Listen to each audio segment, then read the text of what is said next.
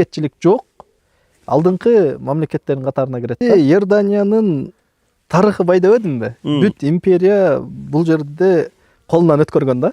Мисалы византиялыктар, римдиктер, андан кийин мисалы мусулмандардын империялары бардыгы колунан өткөргөн дагы бул жерде Иорданиянын ушул эң утушу деп билем ушуну. Тарыхый жерлерин сактап калган да. Кандай калган болсо ошондой сактап, талкалатып ийбей, буздуруп ийбейчи, анан шарттар түзүп койгон. Мисалы Петрага барсаңыз деле, Жарашка барсаңыз деле, мисалы Салахаддин курдурган баягы чептерге барсаңыз сакталып калган да. Анан бул жакта баягы белгилүү сахабалардын баягы мүрзөлөр, кабырлары бар да. Ошол жерлерге шарттарды түзүп, баягы саякатчыларды чакырганга аябай жакшы шарттар түзгөн дагы. Анан дүйнөдө эң тынч, баягы рекетчилик жок, алдыңкы мамлекеттердин катарына кирет да.